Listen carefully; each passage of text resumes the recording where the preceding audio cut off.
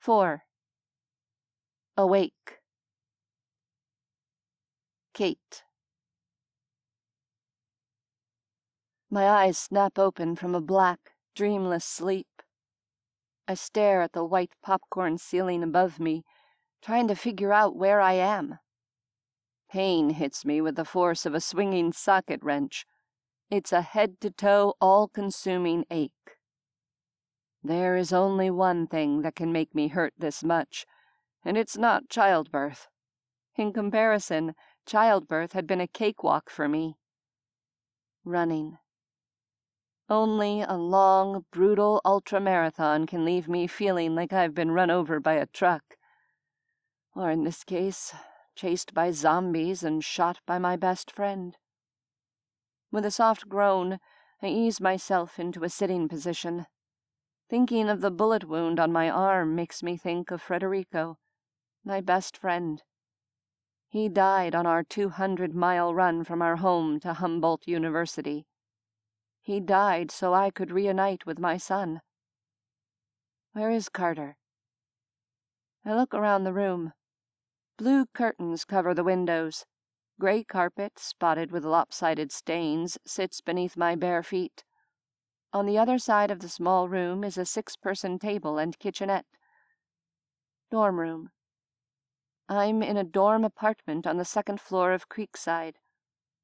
I vaguely remember tottering up the stairs as Carter told me how he and his companions had cleared one of the suites and taken up residence there. Sitting at the table, and poised above a notepad, is a young man. He's a handsome kid, if you can see past the huge, ridiculous sideburns that conceal half his face. A joint dangles in one hand, which he stubs out when he catches me looking at it. "Sorry, Mrs. S." He gestures to the joint. "I only use it to stimulate my creativity. I'm not a pothead or anything." He crosses the room, holding out a hand in introduction. "My name is Johnny. I was hiding under the kitchen sink until Carter and the others cleared this dorm room after theirs caught fire." I shake his hand, trying to imagine this young man folded into the cabinet beneath the kitchen sink. I can't fathom how he fit, but I'm glad he's alive. "You can call me Kate," I said. "Nice to meet you, Johnny." He plops down on the coffee table across from me, his eyes intent as he rests his elbows on his knees. The way he stares at me is unnerving. I feel like a bug under a microscope. "Mrs. S." "Kate, I'm a writer. Carter told me a little bit about your running. I want to write your story. Will you tell me about your run to Arcata?" This kid is intense. I rise, stifling a groan as I head toward the kitchenette for a drink of water. Stiff does not begin to cover how I feel. I'm pain on 2 legs. Moving is good, I remind myself, focusing on the sink piled high with dirty dishes. Moving will loosen up muscles and speed up the recovery process. Except that my rolled ankle throbs, which makes moving hurt that much more. What I wouldn't give for an Epsom salt bath right now. "Kate?" Johnny trails after me. I need some water, and perhaps a table to put between me and this intense kid. Where's Carter? "He's out getting first aid supplies for you." I pause mid-stride, turning around to look at Johnny. What? "Carter wanted to get first aid supplies for you. Don't worry, he's in the building. A few of our friends are with him. They should be back any time now." Panic constricts my throat. I fight against it, reminding myself Carter and his friends are capable of watching each other's backs. They survived together, cleared this dorm room, and even cleared the downstairs lounge. "How long have they been gone?" I ask. 45 minutes or so. They should be back any minute. Don't worry." I turn away, attempting to calm the unreasonable panic clenching my chest. This, unfortunately, gives me a close-up view of the sink. Not only is it piled high with dirty dishes, but there are ants crawling on the hardened lumps of food stuck to the plates and silverware. The crowning glory is the cast iron skillet sitting on top of the pile. It looks like someone cooked chili in it. The ants are in a full frenzy on the congealed food. The sight of the ants makes my skin itch. I hate the insidious little fuckers. Even in a world where shit's gone sideways, I still have the energy to hate ants. As I focus on my surroundings, I realize the mess doesn't stop at the sink. The trash can overflows. I count 3 garbage bags mounded next to it, a trail of ants going into each of them. Just because the world has ended doesn't mean young adults have become any better at cleaning up after themselves. Apparently, I've left zombie-infested roadways and entered a pigsty. I hurt way too much to form a coherent plan to deal with the disgusting mess. There has got to be a clean water glass around here somewhere. I open a few cupboards and find a pint glass printed with the backside of a naked lady. The text across the top reads, "Bottoms up." Yep, I'm in a pigsty. A pigsty populated with college kids. Stacked along the countertop are all manner of containers, every last one of them filled with water. Larger containers are on the floor, also filled with water. I take a long drink, then refill the glass and take a second one. "No more running water?" I ask, gesturing to the various containers. It takes every scrap of willpower not to comment on the ants. Johnny shakes his head. "We lost power a few days ago. We knew it was going to happen, so we filled up everything we could with water.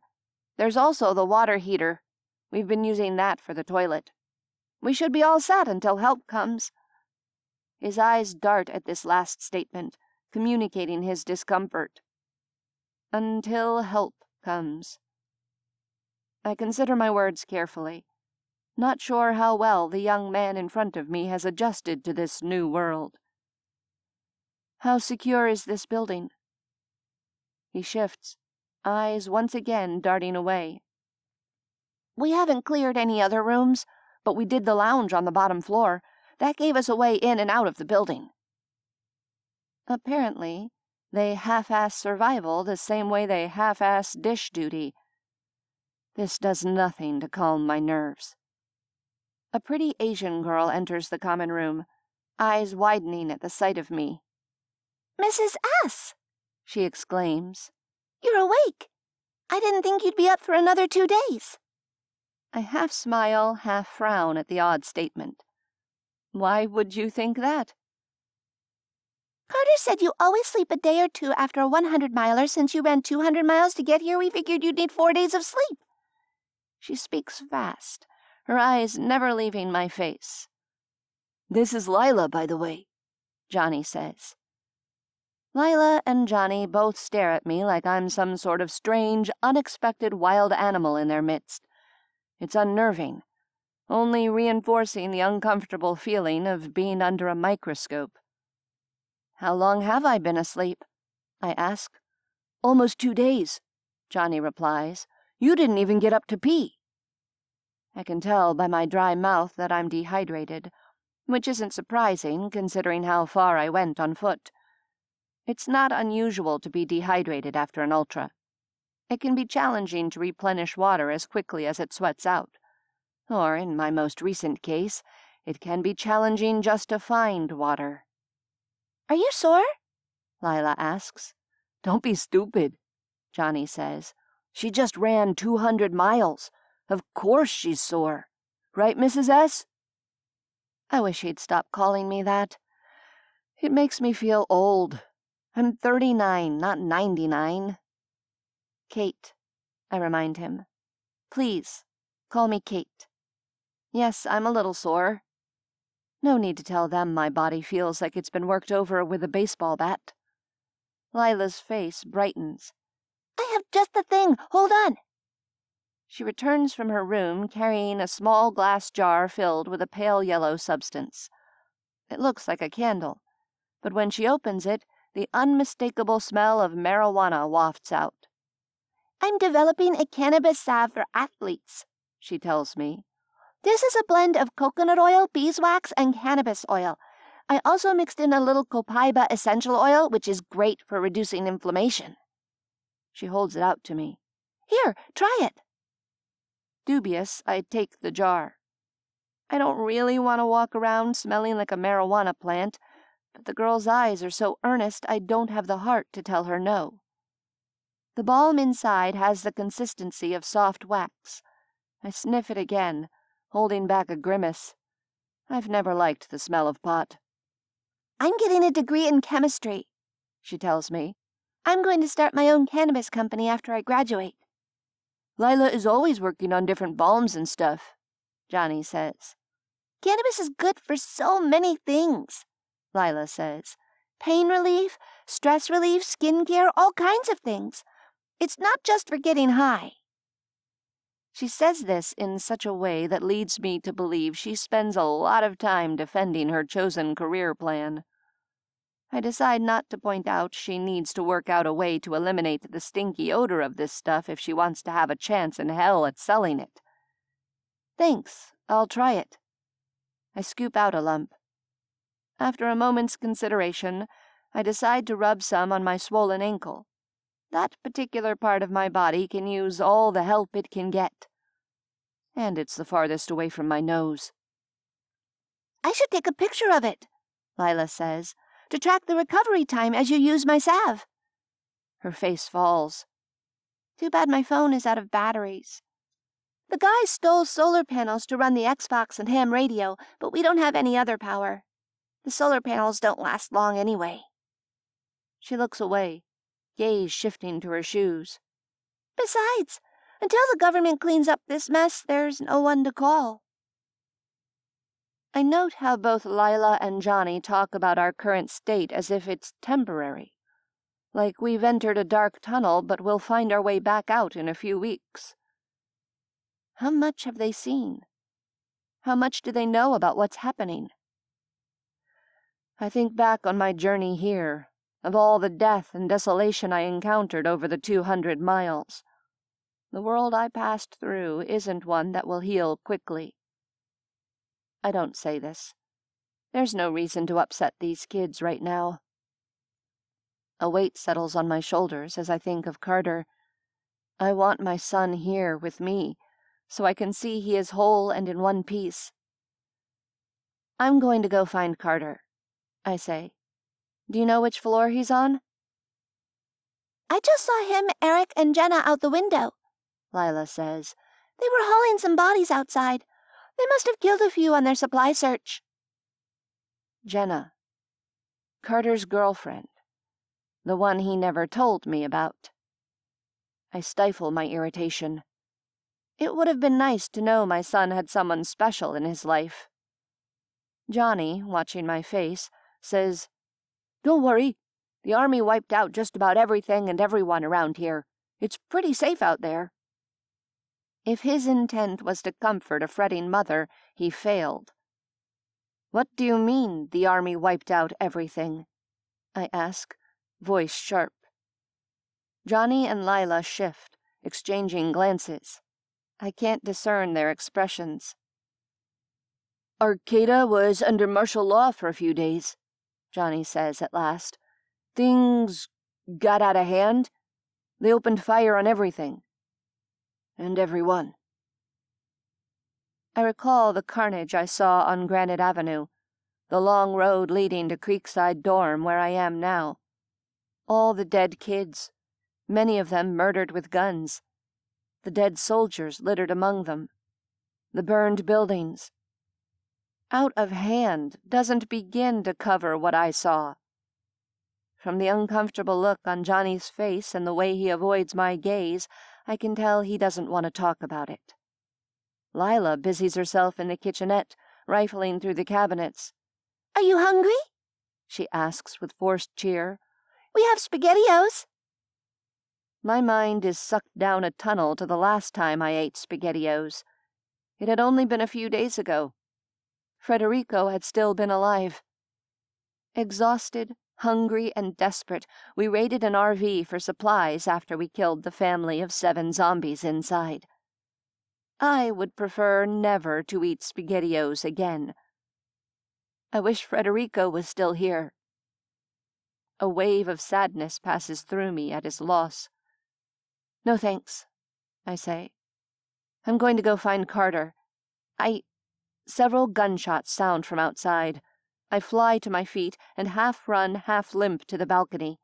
I throw open the door just in time to see Carter, Jenna, and another boy disappear into a nearby dorm building across the way. Carter!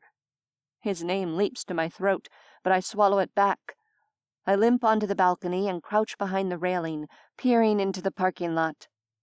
Two men run into view, guns in hand. They look like homeless vagabonds, the sort that live throughout Northern California. Their clothes are faded and stained. They have sun-darkened faces and permanent dirt in the grooves of their knuckles and necks. Anger rockets through my bloodstream. How dare these fuckers aim weapons at my son? "Where the fuck did that little weasel go?" says one. "I saw the others in the parking lot. He must be around here somewhere," says the second man. "They could be hiding in any of these buildings." "Mr. Rosario will be pissed if he gets away. You know how she feels about thieves." Mr. Rosario. My anger intensifies, a hot coal in my belly. I've met Mr. Rosario. Why the plump, overweight woman goes by a man's name is still a mystery to me. Some of her people found me and Federico on our journey here. They held us at gunpoint, tied us up like prisoners, and carted us off to a remote, off-the-grid camp run by the drug dealer. We barely made it out of there alive. In fact, Mr. Rosario had done her best to kill us. And now her people are downstairs, threatening my son and his friends. To hell with that. I snatch the disgusting wrought iron skillet out of the sink and march straight to the door in my bare feet. Well, I try to march. It's more of a determined limp. Every nerve ending in my body complains and begs me to sit back down. I relegate the pain to a distant part of my brain and shove my way out the door. "Kate, where are you going?" Johnny says. "You can't go out there," Lila adds. "It's dangerous." I leave them behind and head toward the stairwell. I didn't run 200 miles and lose my best friend to let that bitch's goons kill my son.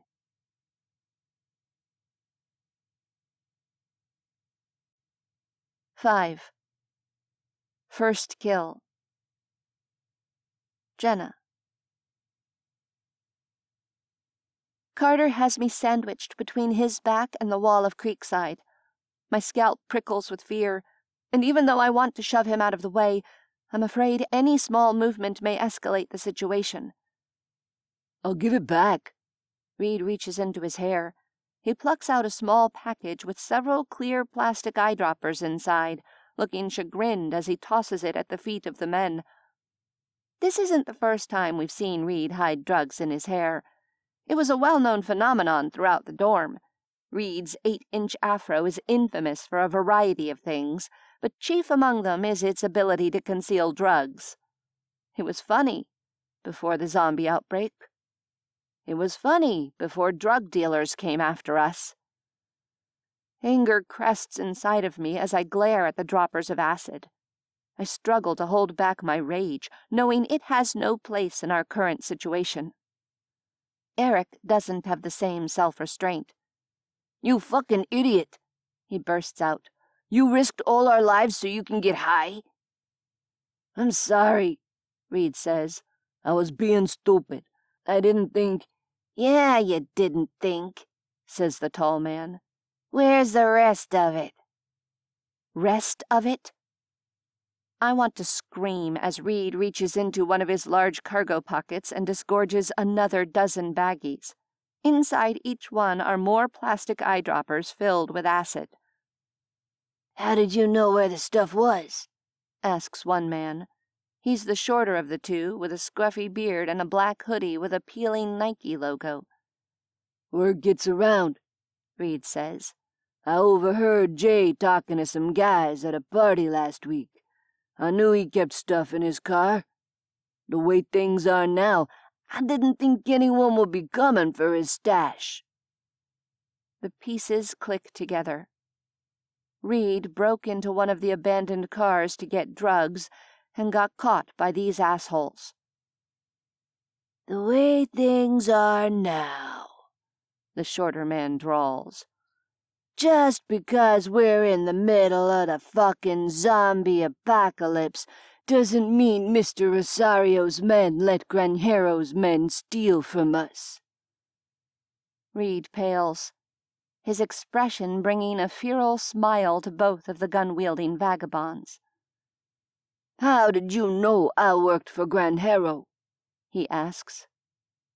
"We didn't," says the second hobo. He wears fraying cargo pants and a rumpled peacoat. "It was just a guess."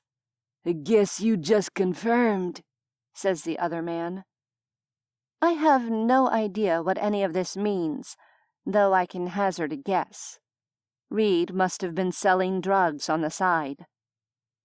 "Let my friends go," Reed says. "They haven't done anything." "Sorry," says the taller man, though he doesn't sound sorry. "Mr. Rosario says anyone who works for Granjero has to be eliminated. Anyone associated with—" Someone leaps around the side of the building, wielding a large cast-iron skillet. The skillet connects with the man's head with a dull, wet thunk. He drops without a sound. The shorter man whirls around. The gun cracks once, the sound making me jump. The person with the skillet is faster. She swings it, knocking the gun from the man's hand. Then, like a pro tennis player, she backhands the guy with a cast-iron pan. The side of the guy's face is crushed. The world stills, quiets.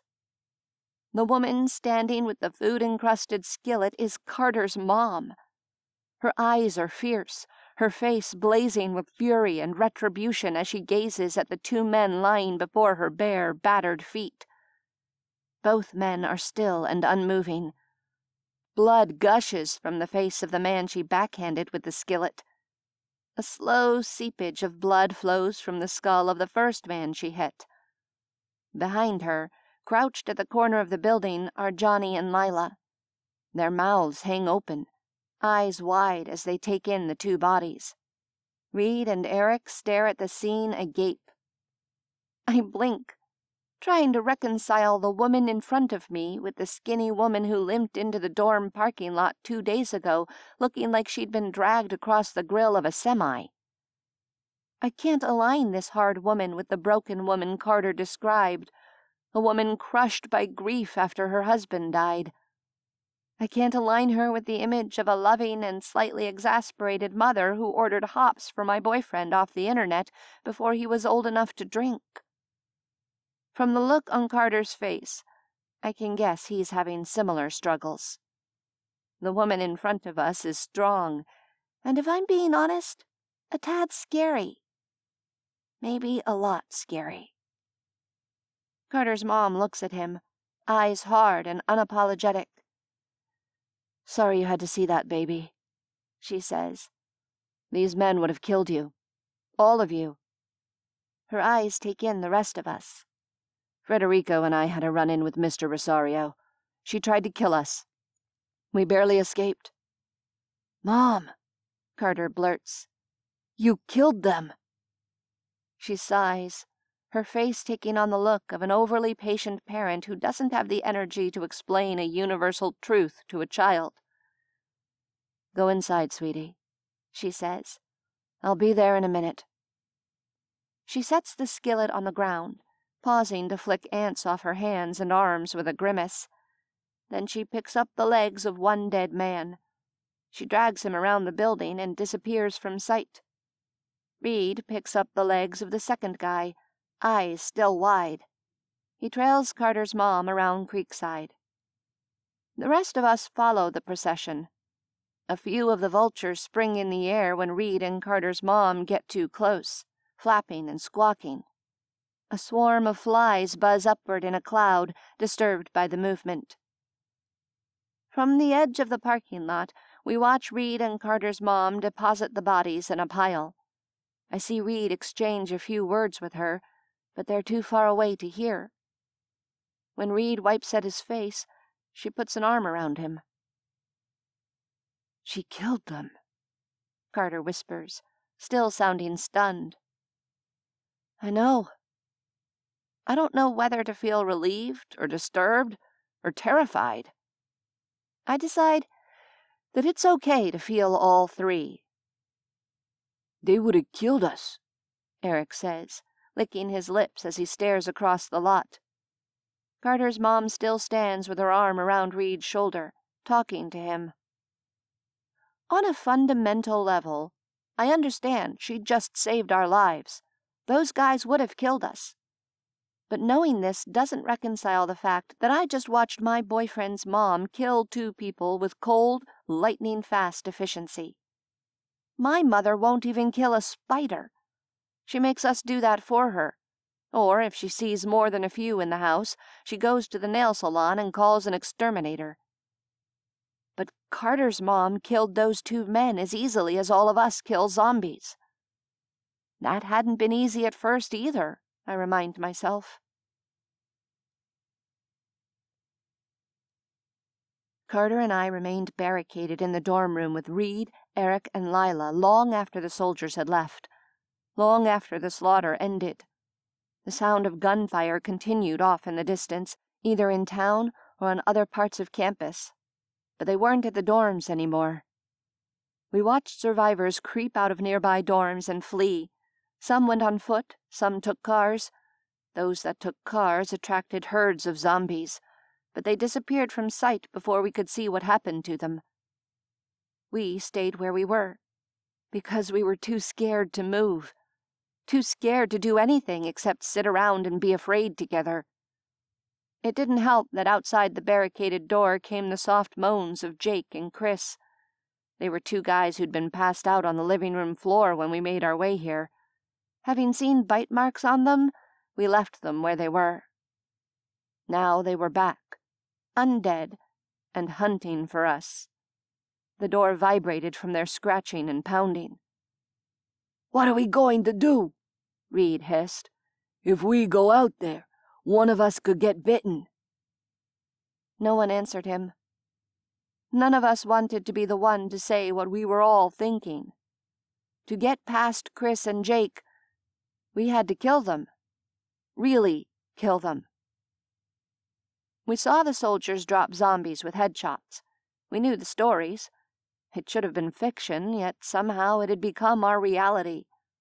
The only way to stop the monsters on the other side of the door was to bash in their heads. Even though we knew this, none of us wanted to be the first one to say it. None of us wanted to be the one to do it. Chris and Jake were our friends, our dorm mates. The idea of puncturing their skulls with a sharp object wasn't right. So we sat in quiet, pensive silence, hoping they would go away. They didn't. The frantic pounding died away, but they remained outside the door, moaning and scratching at the wood. I eventually forced myself to move. I dug around under the beds and in the closets. To my relief, I unearthed a good supply of snacks. There were granola bars and bottled water. Carter even found a case of mashed potato cups on the top shelf in the closet, which we mixed with lukewarm water from plastic bottles. After nearly 8 hours, all of us had to pee. Really bad. Reed suggested opening the window and whizzing out onto the roof, but none of us was brave enough to actually do it. Eric came up with the idea of peeing into the empty water bottles after we made the mashed potatoes. None of this helped Lila and me. Reed was the one who suggested we relieve ourselves in the potato cups, after we ate the mashed potatoes, of course. The room was sticky hot from all the bodies crammed inside. Even so, no one suggested opening the window to let in fresh air. Sporadic gunfire continued outside.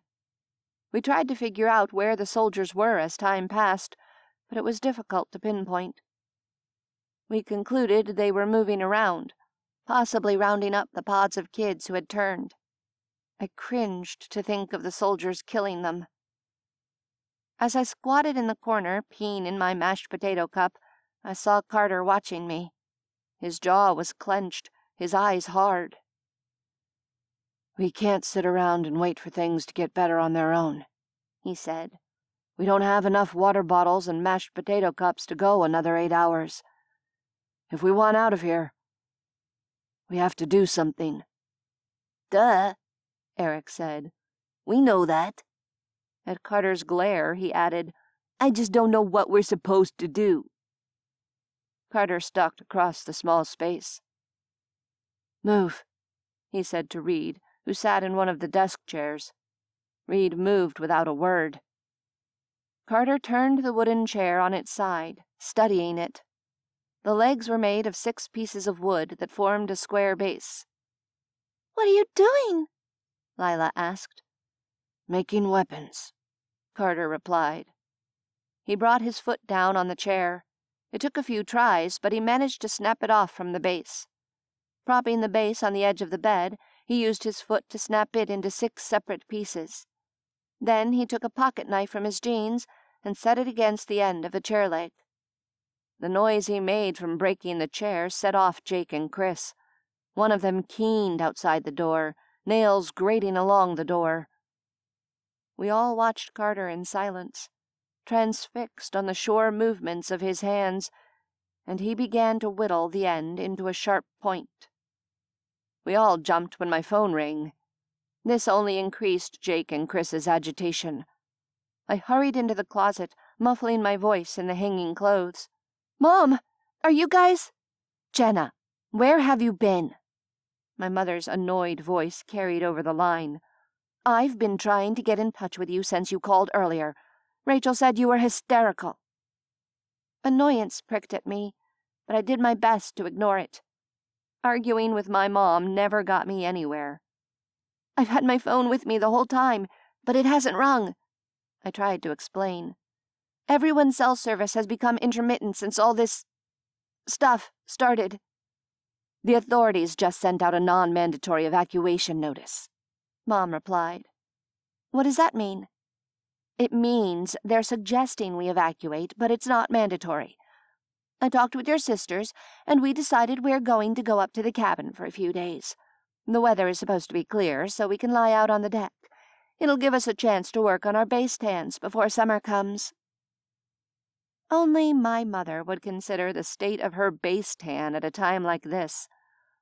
Ever since my dad left her for a younger woman, she spends more and more time obsessing over the way she looks. I wouldn't care so much if that obsession didn't carry over to my sisters and me. She's always cared more about my clothes than my grades. All this went through my head, but all I said was, "That's a good idea. You guys should go up there and relax for a few days." "Why don't you and that hairy boyfriend of yours come and join us?" This sentence both irritated and pleased me. It irritated me that she'd never once called Carter by his first name, but it pleased me to hear annoyance and disapproval in her voice. Her disapproval of Carter was just further confirmation that I'd managed to land a good one. The guys my mother wanted me to date in high school were all rich, good-looking, grade-A assholes. "We'll try, Mom," I said, even though I knew there's no way in hell we'd make it to the cabin even if I wanted to go there. "Damn it, my battery is running out," Mom said. "Can we Skype before I lose all reception? We all want to see you with our own eyes and make sure you're okay. Rachel did say you were hysterical." I didn't really want to Skype with her. There is never a Skype conversation that transpires without some sort of negative comment about me. The color of my hair, the shirt I'm wearing, the condition of my skin. My mother misses nothing, especially an opportunity to point out areas of improvement. Still, who knew when I'd get a chance to see her again? Her cell phone wasn't the only one running low on battery. There was no telling how long cell phones would work, considering the downward spiral of things. "Yeah, okay." I leaned out of the closet, giving Carter a questioning look. He stopped his whittling and joined me in the closet. There wasn't much light, but there was enough for the phone camera to register our faces. "We're going to try and Skype with my mom," I said. "She and my sisters are going to our family's cabin in Big Bear. I told her we might try to join them." Carter nodded, understanding what I wasn't saying. That Mom didn't know how bad things were in Arcata, and that he wasn't supposed to tell her. Carter got my fucked up relationship with my mother. My hands moved of their own accord, mussing up his beard to make him look bedraggled. Carter disentangled my hand from his beard, frowning at me. I felt like an idiot as soon as I realized I was subconsciously trying to rile up my mother. I didn't need to do that right now. I took a deep breath and hit the Skype button. When my mom and sisters filled the screen, I waved to them. Waving back at me was a woman with large breast implants, Botox lips, and chemically induced blonde hair. My mom had a lot of work done even before my dad, her cosmetic surgeon, left her for his yoga instructor. On either side of my mom were my two sisters. Lisa, the older sister, fights her full figure with strict adherence to CrossFit and the paleo diet. Rachel, my younger sister, thought every article of clothing designed for the torso needed to have a plunging neckline. Today she was in a snug velour sweatsuit that barely covered her breasts. I don't know where she found this stuff, and I don't know how she had time to worry about her cleavage with all the shit going down. "Jenna, please tell me you're going to let your hair grow back to its natural color when all this is over," said my mom, frowning critically at me. "And if you're going to bring your lumberjack with you, please ask him to shave," said Rachel. "Hi, Rachel," Carter said, ignoring the rude comment.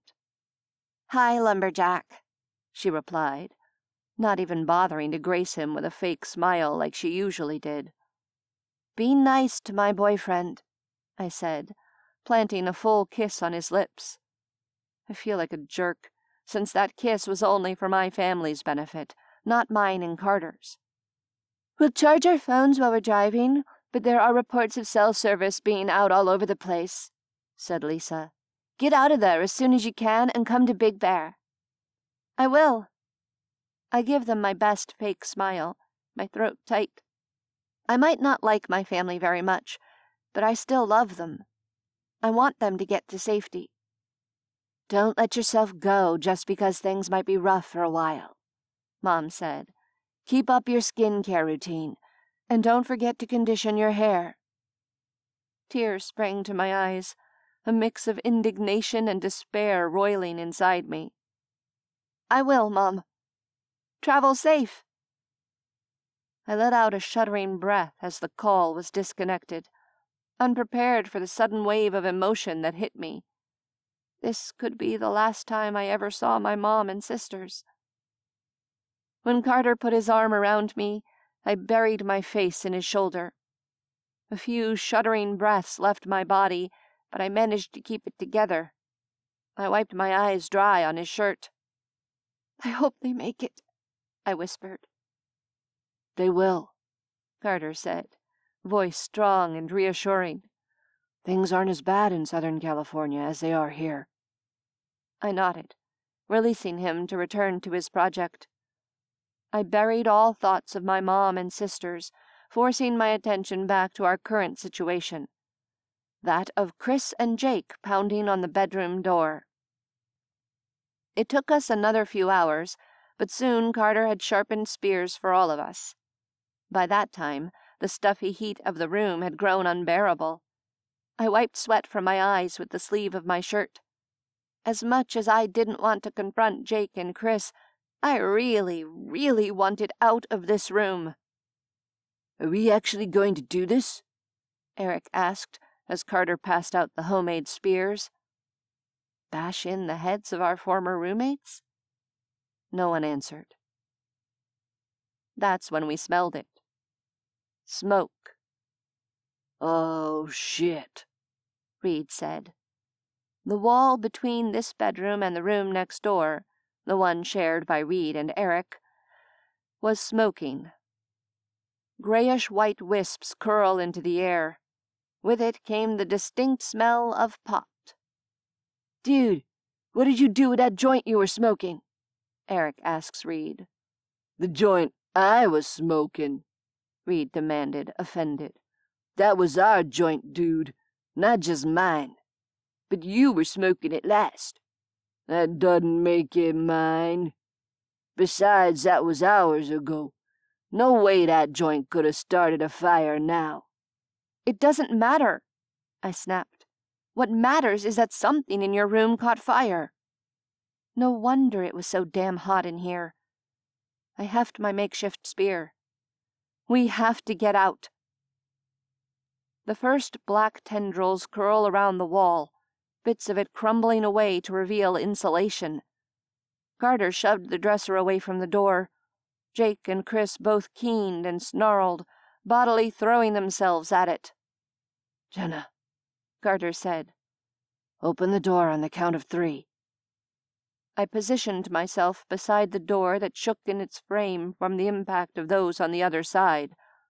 Lila crouched behind me. She held her spear like a club, but from the look on her face, I wasn't confident she'd use it. Reed, Eric, and Carter lined up on the other side, each brandishing their chair-leg spears. I'd say they looked like warriors, except they were all too terrified to be mistaken for warriors. Before I turned the doorknob, the door exploded inward. Jake's stocky frame tumbled through, covered in dried blood from a bad bite to the neck.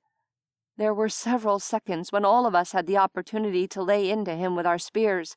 He was down, caught in the tangle of wood. But we stood there in frozen shock, staring at the blind, snarling thing that had once been our jovial friend. Flames of fire licked a widening hole in the wall. Then Chris burst through, tripping and falling over Jake. He reached out with a bloody hand and grabbed my ankle. In a state of panicked fear, I grasped my spear like a baseball bat. Screaming, I swung it at Chris's head. I struck him in the temple, but only hard enough to enrage him. As he turned toward me with a growl, my chest seized with fear. Carter leaped forward, gripping his spear with both hands. He slammed it downward. Warm blood sprayed out, soaking my pants. Chris collapsed and went still. His grasp on my ankle slackened. I scrambled backward, breathing with rapid panic. Jake bucked, throwing off Chris and crawling free. He moved like an animal, charging on all fours straight at Reed. This time no one hesitated. Carter shattered the spell that rendered us motionless seconds before. All of us leaped at Jake with our spears. I drove mine through his back. I felt the bone of his spine crumple beneath the impact. The force traveled up both arms and rattled my teeth. Eric shoved one through the base of his skull. Carter and Reed's pierced his neck and head. Jake went still. The room fell silent, our harsh breathing mingling with the crackling flames. Carter was the first one of us to recover. He sprinted out of the room, heading toward the kitchen to retrieve the fire extinguisher. When we had the fire out, we conducted a quick search of the remaining 3 bedrooms in the small apartment. 2 were empty, but inside the third one we found someone. Or what was left of him. Craig had been almost completely eaten, his rib cage bulging upward from the floor. Torn pieces of his flannel shirt lay scattered around the room. I clung to Carter, letting shock spread quietly through my body. I had just helped kill someone. 2 someones. Arguably, both had already been dead. But did that excuse the act? I wasn't sure. I swallow hard as I watch Carter's mom comfort Reed next to the pile of bodies we cleared out from the Creekside dorm. Our small group had killed many of them. Even Lila had pitched in. Most of them had been concentrated in front of our building. We had to use the attack and stack method to keep them from breaking through the front door and stampeding us. Was what we did to clear the dorm and save ourselves any different from what Carter's mom had done? Somehow it seems different, killing real people versus zombies. I resolve not to judge her. She saved us. I'll focus on that. We should get inside, she says, as she and Reed cross the parking lot and return to us. To my shock, I see she has the guns from the men tucked into the waistband of her stretch pants. She sees me looking, but doesn't attempt to explain. Instead, she leads us inside, limping on her bad ankle.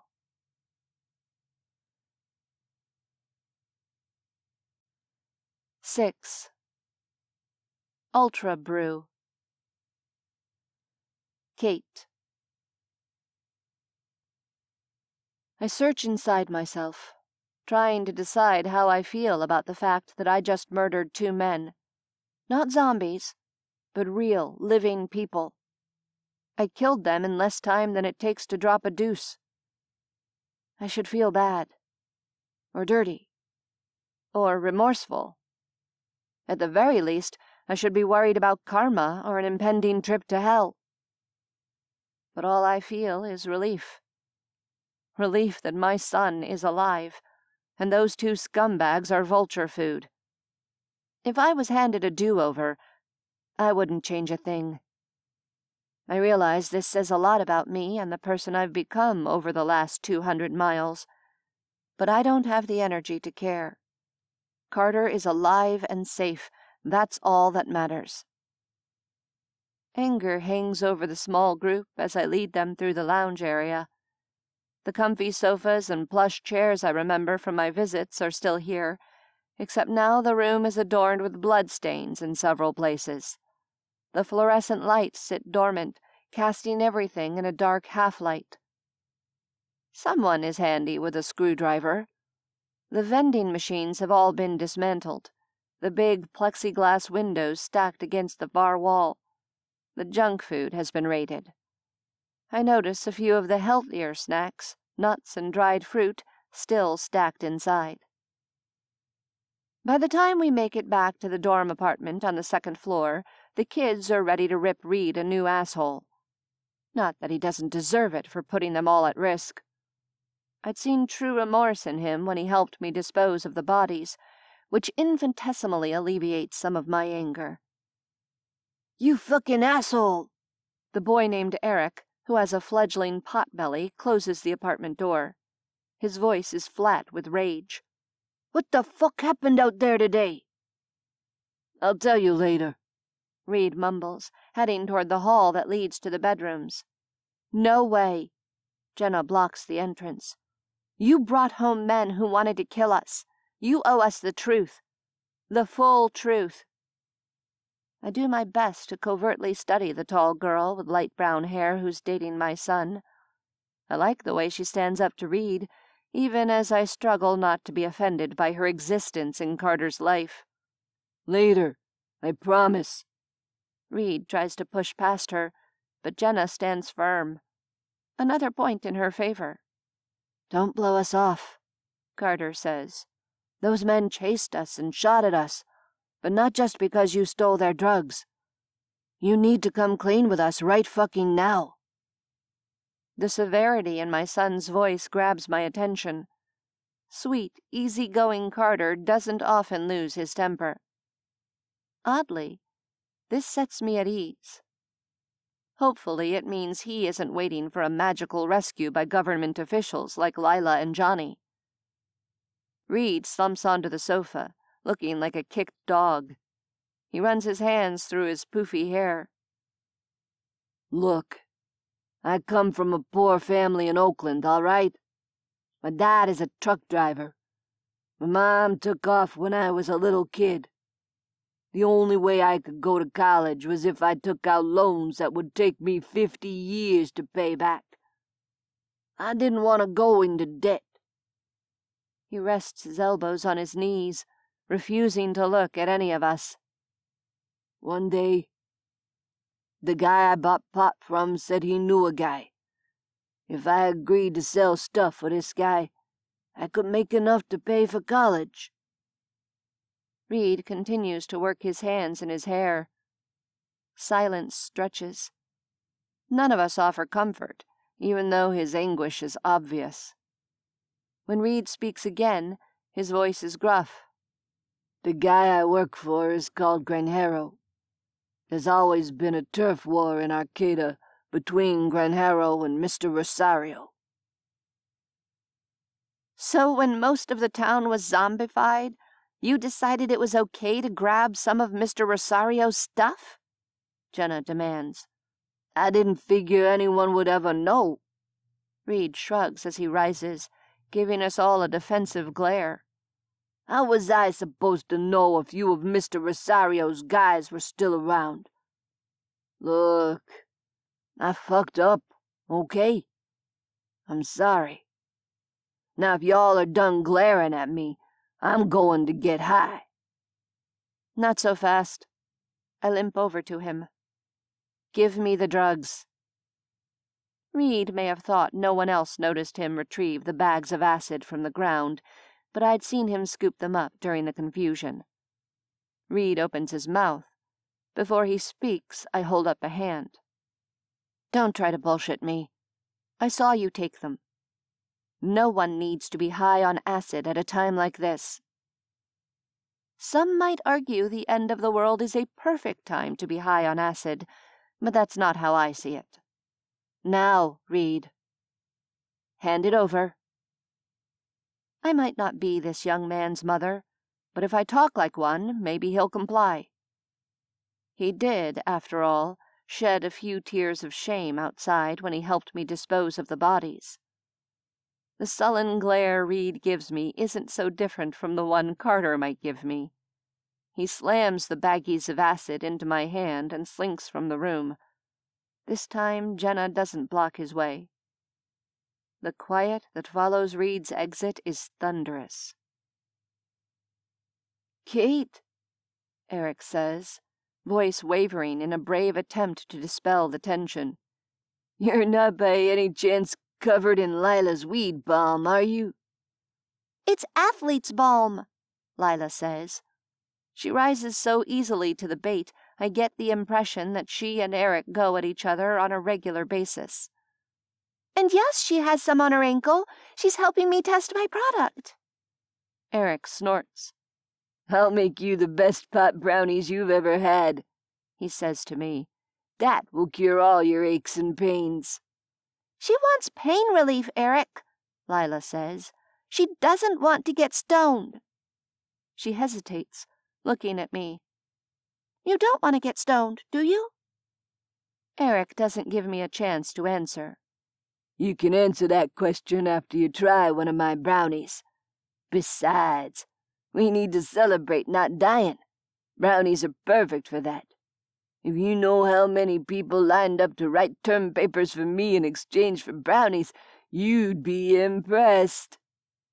He and Lila continue bickering.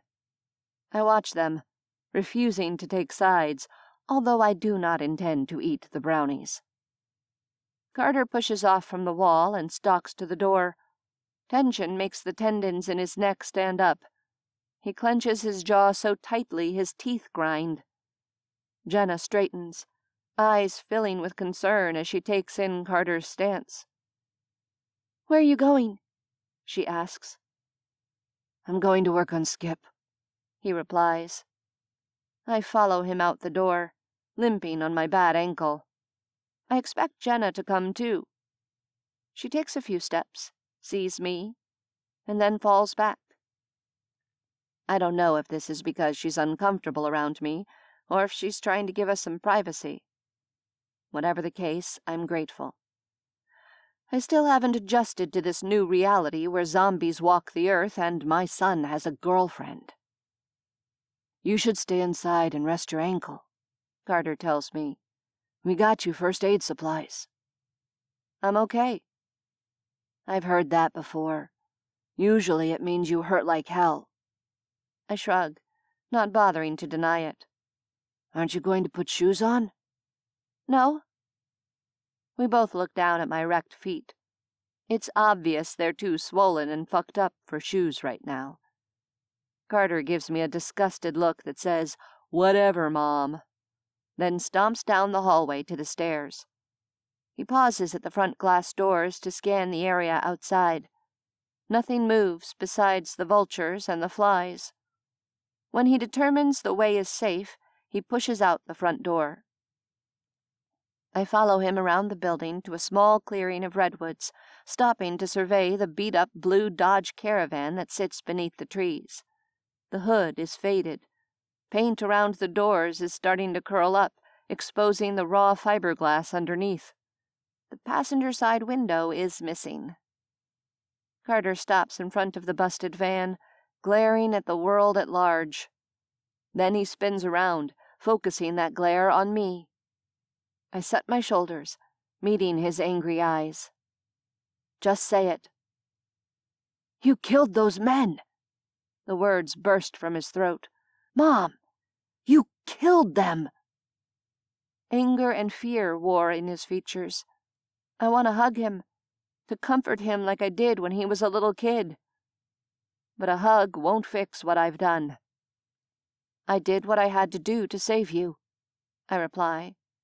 I wish it could have been different. "What if someone finds out?" he bellows. I'm not sure how to respond to this. "It's not exactly a secret, Carter. Your roommates all saw it." "I'm not talking about them." He swallows, gathering self-control. His voice drops to a whisper. "Mom, what if you go to jail?" His question takes me by surprise. I absorb his features, taking in the fear in his eyes. I realize belatedly that he's not angry at me for killing Mr. Rosario's men. He's afraid I'll be caught and punished for it. The idea of a survivable police officer coming to arrest me is laughable, but I do my best to digest Carter's concern and address it. "Sweetie, there's no one around to arrest me. The only way to survive is to kill people. You told me yourself you've killed zombies." "That's not the same thing. They're already dead. You killed real people. What if someone finds out when this mess is cleared up?" I finally understand what has him so upset. Like Johnny and Lila, he thinks our current state is temporary. He's in full-fledged denial. "If police come for me," I say at last, "I'll deal with it." His mouth twists. "That's all you have to say? You'll deal with it?" What else can I say? I'm not sorry. I didn't run 200 miles and lose Frederico to watch some dickheads kill my son in front of me.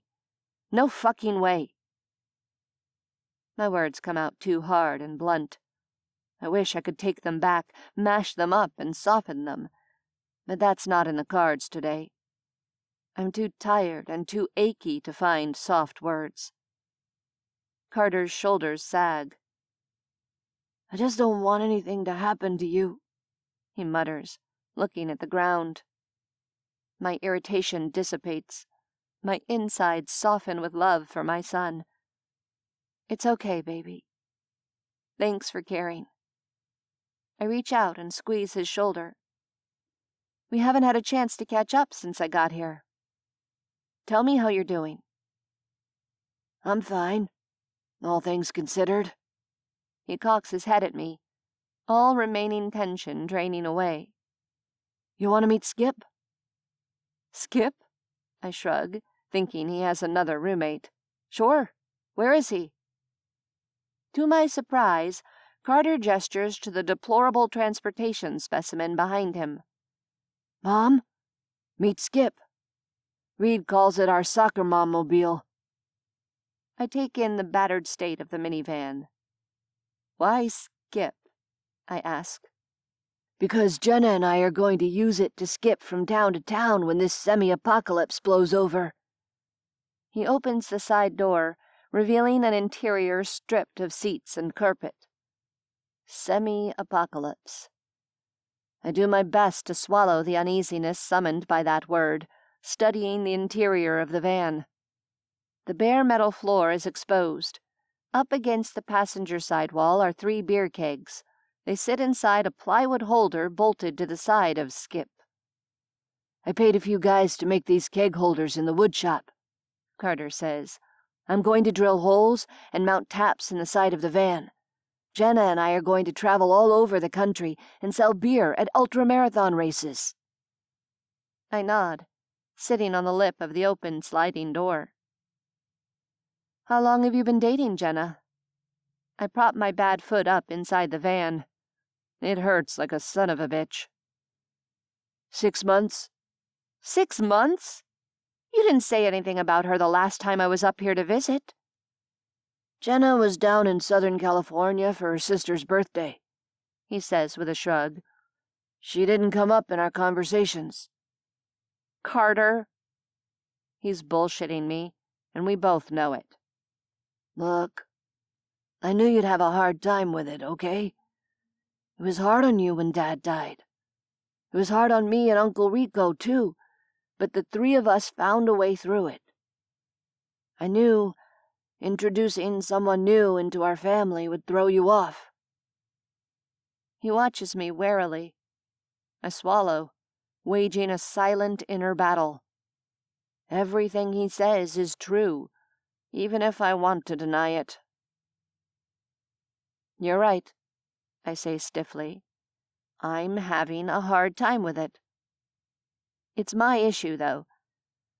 I promise to try and get over myself, okay? If this girl is special to you, I want to get to know her. That sounded okay. Now I just have to work myself into believing those words. Tell me how you guys met. He sits next to me in the van. We met one night at a dorm mixer in the lounge downstairs. I wasn't really into the party. I was reading one of my beer-making books on the couch. She came and sat next to me and started asking a bunch of questions. Turns out she had an interest in learning to make beer. A goofy smile spreads across his face. In that single smile, I see how head over heels he is for this girl. I keep quiet, wrestling with churning emotions. I should be happy for Carter. I need to be happy for him. Anyway, we talked for hours. I agreed to let her help me make some beer. He gestures at the 3 kegs behind us. These are our brews. We call them Ultra Brews. He grins at my lifted eyebrows. Named after ultramarathons, of course. This is the DNF. It's an IPA. He taps the first keg. DNF stands for Did Not Finish, a racing term used by ultra runners when they fail to complete a race. This is the vert, for the vertical gain of ultramarathons. It's a stout. And this is the finisher, a pilsner. Look, Jenna already has some labels designed. He pulls out a binder stashed between 2 of the kegs. Inside are dozens of pages, each filled with different label ideas for each of the beers. Jenna's an artist. She likes to draw, he explains. The girl has a gift. That much is evident from the first page. Her lines are strong and sure. She's either spent a lot of time at races or a lot of time talking with Carter about them, because every one of them captures the spirit of an ultra. From steep mountain trails to a finish line ribbon, it's all there. And look at these. Carter's voice lifts with excitement and pride.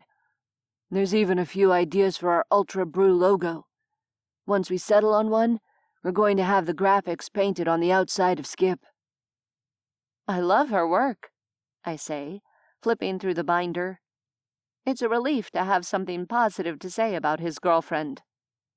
Jenna is double majoring in business and art. We were in the process of working up a financial plan for Ultra Brew when the outbreak happened. Maybe we'll have time to finish everything while we wait for all this to clear up and return to normal. You think everything is going to return to normal? I ask. Our country has more resources than any other in the world, he says with a shrug. Things may be bad for 6 months or so, but it can't stay this way. I look away, staring at the back of Creekside. The wood siding, painted to match the redwood trees of the campus, looms over us in big silence. Don't you think it will clear up? Carter frowns at me. I hope so, baby. I smile at him. I love everything you and Jenna have dreamed up together. I look forward to getting to know her. She's great. I know you guys will get along. She likes running. She used to run track. I hate the fact that this bit of information melts something inside me. I shouldn't soften to someone because she likes running, but I can't help it. I have some paint remover, Carter says. I'm going to start removing the bad paint so Jenna and I have a clean canvas to work on. He grabs one of the cans of turpentine from the back of the van, along with some old rags. I join him, grateful to have something mindless to occupy my brain. I don't have to think about Jenna or Carter's state of denial, or how we're going to survive the next week, or the fact that my bullet wound hurts like a motherfucker. All I have to do is strip some paint. It's almost as blissful as running. Almost. It's dusk by the time Carter and I return to the dorm apartment. The air has cleared of the earlier argument. Eric and Reed are eating brownies baked on the barbecue. Jenna and Lila are giving one another pedicures. Johnny sits at the kitchen table talking to someone over a ham radio. The living room is a mess. Discarded pieces of clothing, mostly jackets, shoes, and socks, are scattered around the room and draped over various pieces of furniture. A mixing bowl and spoon have been added to the precarious pile in the sink. It's all eerily normal, like a slice of old-world reality has been preserved in the delicate bubble of this apartment. You wouldn't know several of the residents had been held at gunpoint. You wouldn't know they'd all seen me kill 2 men a few hours ago. You certainly wouldn't know the world has been turned upside down on its head by the hordes of the undead. How does your ankle feel? Lila asks. Do you want some more athlete's balm? Eric snorts. Lila thinks she's gonna make millions on her butt lotion. Lila rolls her eyes. Eric thinks he can scrape through life by trading pot brownies for term papers. I'll take some more of the balm. I might not like smelling like a bong, but I have to admit, it feels a little better than it did a few hours ago. What did you think of Skip? Jenna asks, looking up from her pedicure. The smile she gives me is tentative. It's a soccer mom-mobile, Reed quips. It's great, I say to Jenna, ignoring Reed. Now is as good a time as any to support my son in his relationship. I think you guys have a great idea with your Ultra Brew concept. I don't mention there won't be any more Ultras. Here. Carter hands me a first aid kit. We got this from a guy studying to be a medic. You should go take care of yourself. Thanks, sweetie. My throat tightens as I consider the danger he placed himself in to get these things for me. Next time, I'll make do with whatever you have on hand, okay? You don't need to put yourself at risk for me. He looks pointedly at my feet. You have blisters the size of turnips. Were you planning to lance those with a kitchen knife? Johnny pauses in his conversation on the ham radio. You lance your own blisters? I don't bother trying to explain how painful and uncomfortable it is to walk on feet covered in blisters. I'll just go clean up in the bathroom. As I head down the hall, I swallow against a growing knot of anxiety in my gut. These kids, with their pot brownies and pedicures and beer, haven't fully made the transition into the new world. It doesn't take a genius to see they're all sitting around waiting for things to get flipped right side up. If they can't accept the new reality, they won't survive.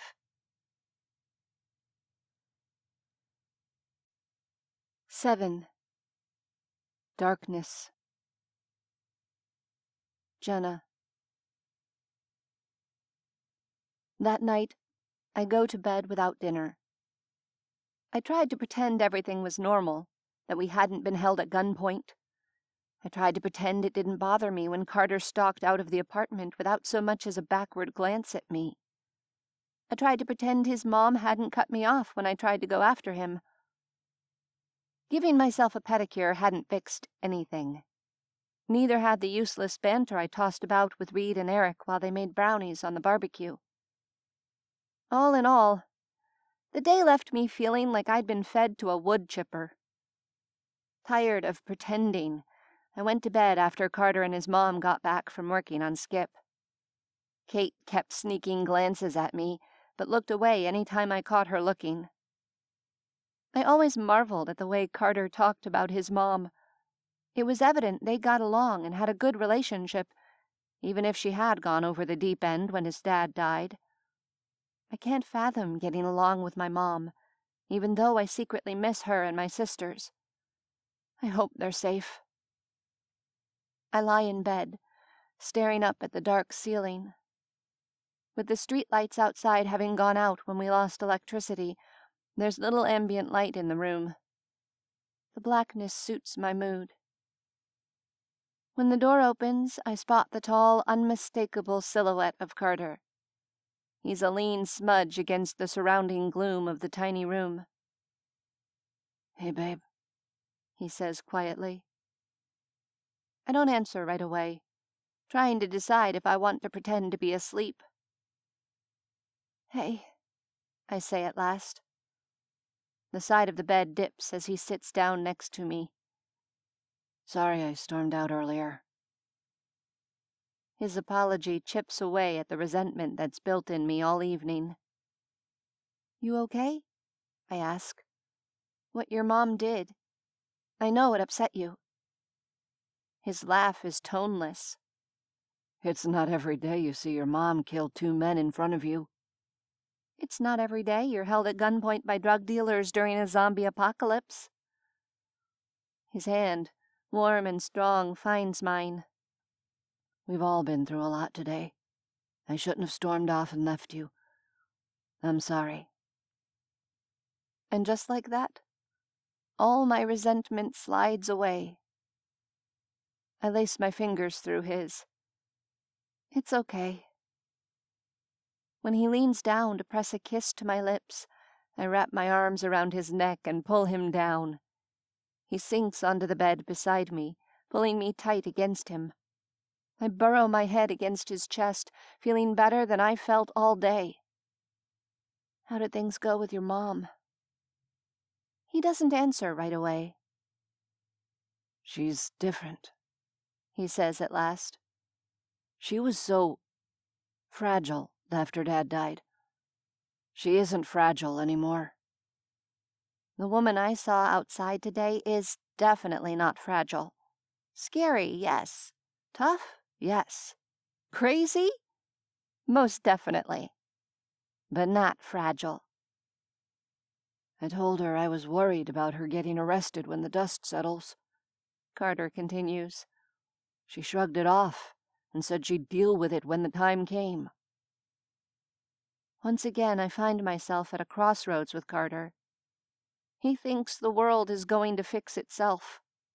Even with evidence to the contrary all around us, not the least being our experience today, he keeps burying his head in the sand. A knot of frustration forms in my chest. I do my best to ignore it, not wanting to fight. Instead, I concentrate on the comforting feel of his arms around me. "Sounds like a reasonable plan to me," I say. "There's plenty of other things to worry about right now. Like clearing all the other rooms in Creekside and organizing the food. But I don't say this to Carter." He sighs. "You're right. We can worry about it if it happens." I don't want to think about tomorrow or the future. I don't want to think about today. All I want is Carter. Instead of answering, I twist my head, find his mouth, and kiss him. His warm hand slips beneath the hem of my shirt and grips my waist. I don't resist when he pulls off my shirt and unclips my bra. There's barely any light, but even so I feel his eyes rove over me. I know all too well what he sees. Large breasts, a trim waist, flat stomach, and round hips. They're the parts most boys see when they look at me. Combined with my long legs, I've been compared to a Victoria's Secret model since I was 14 years old. You're so gorgeous, he murmurs against my skin. When he touches me, I feel cherished. Carter's the only boy who doesn't treat me like an object or a trophy. Even so, the compliment makes me stiffen. A lifetime of programming can't be wiped away, not even in 6 blissful months of dating the sweetest guy on the planet. He absorbs my silence like he always does. I sense the conflict it stirs within him and wish I could get my ass in line and act like a normal girl. I should say thanks. I should tell him how much I love his blue eyes and his smile. Returning a compliment is normal couple stuff. Words refuse to form on my tongue, lodging instead in my throat. I have something from our scavenging mission today. I feel his grin against my face. He's trying to lighten the mood for my sake. I nip playfully at his ear, grateful for his understanding. What do you have? He reaches into his pocket and tosses a few crinkly wrappers between us. I laugh as pale green squares materialize in front of me, their shape unmistakable. Really? I ask. You got glow-in-the-dark condoms? It's not like we have television anymore, he replies. We need something to entertain us. I fall laughing in his arms. You, Carter Stevenson, were always more entertaining than television. Someday I have to tell him how much I care about him. Someday. But not tonight.